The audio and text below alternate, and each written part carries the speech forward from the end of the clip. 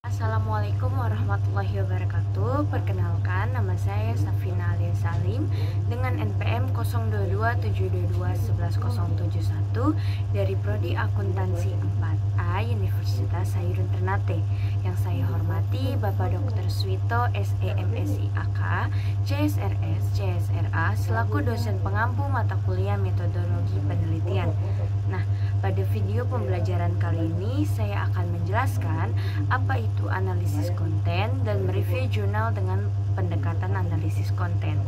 Pada review kali ini saya akan mengambil jurnal dengan judul Analisis Konten terhadap Pengungkapan Etika dan Integritas pada Sustainability Reporting. Dan saya ambil jurnal tersebut dari website Jurnal Polinema yang termasuk ke dalam jurnal riset dan aplikasi akuntansi dan manajemen. Baik, langsung saja ke pembahasannya, mohon disimak secara seksama. Sebelum saya mereview jurnal dengan pendekatan analisis konten, apakah teman-teman sekalian sudah mengetahui apa itu analisis konten? Jadi, analisis konten adalah penelitian yang melakukan pembahasan secara mendalam terhadap isi suatu informasi tertulis atau tercetak dalam media massa.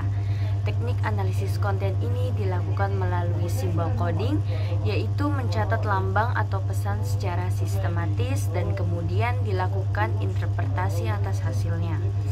Jadi, analisis konten dapat juga diartikan sebagai metode yang meliputi semua analisis mengenai isi teks, tetapi di sisi lain, analisis konten juga digunakan untuk mendeskripsikan pendekatan analisis yang khusus. Dan selanjutnya dari pembahasan di atas, apakah teman-teman sudah mengetahui atau memahami apa itu analisis konten? Jika sudah, maka saya akan mereview jurnal dengan pendekatan analisis konten. Nah, jadi pada jurnal ini menyatakan bahwa pelaporan keberlanjutan atau yang lebih populer disebut sustainability reporting telah menjadi tren pelaporan global. Di beberapa negara, pelaporan keberlanjutan diwajibkan hanya untuk perusahaan publik. Sementara di beberapa negara yang lain, pelaporan sebagian besar bersifat sukarela. Format dan isi laporan keberlanjutan sangat berbeda di antara satu perusahaan dengan perusahaan lainnya.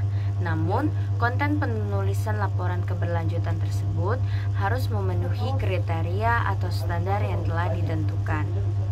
Dan tujuan dari artikel ini adalah untuk meneliti pengungkapan etika dan integritas dalam pelaporan keberlanjutan badan usaha milik negara atau BUMN di Indonesia. Dan metode penelitian yang digunakan adalah analisis konten. Metode ini dilakukan melalui pengkodean simbol pada pelaporan keberlanjutan dari 22 perusahaan BUMN yang listing di Bursa Efek Indonesia pada tahun 2017.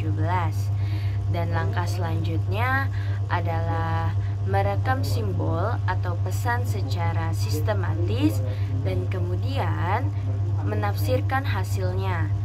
Temuan penelitian menunjukkan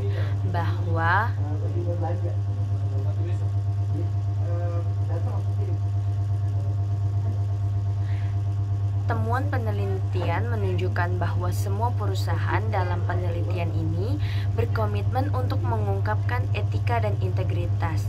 Dan nilai-nilai etika yang paling banyak diungkapkan adalah integritas, diikuti oleh profesionalisme, keunggulan, fokus pelanggan, tanggung jawab, kepercayaan, jujur, akuntabilitas, ketulusan, dan transparansi.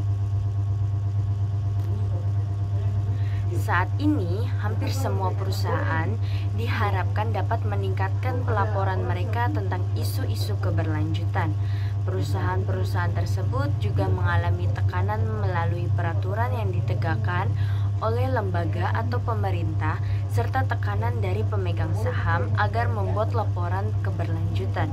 Konsekuensinya, beberapa perusahaan dan pemangku kepentingan harus memiliki pemahaman yang lebih baik bahwa tujuan operasi perusahaan adalah untuk menuju keberlanjutan jangka panjang yang mempertimbangkan faktor ekonomi, sosial, dan lingkungan.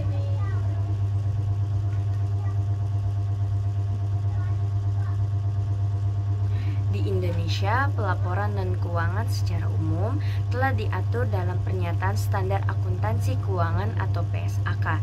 Dalam PSAK nomor 1 tentang penyajian laporan keuangan, diungkapkan bahwa perusahaan dapat menyajikan laporan tambahan, terutama bagi perusahaan yang operasionalnya sangat berkaitan dengan lingkungan hidup, sehingga sudah sewajarnya perusahaan melaporkan semua aspek yang mempengaruhi kelangsungan operasi perusahaan kepada masyarakat.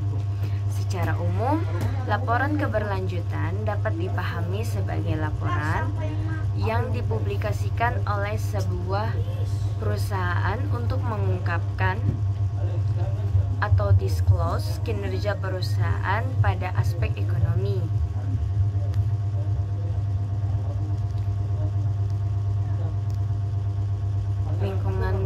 lingkungan dan sosial.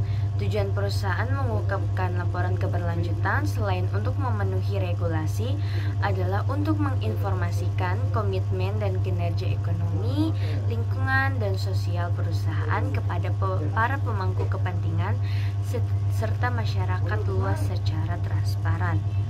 Dan laporan keberlanjutan ini harus memenuhi prinsip ketepatan atau accuracy, menyeluruh atau completeness, serta reliabilitas atau reliability yang diperlukan untuk menampilkan informasi dalam laporan keberlanjutan.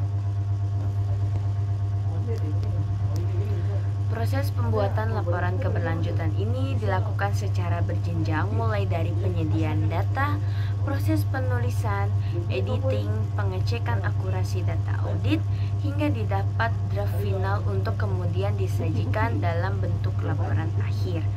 Laporan keberlanjutan dapat diterbitkan sebagai satu kesatuan yang tak terpisah dengan laporan tahunan sebuah perusahaan.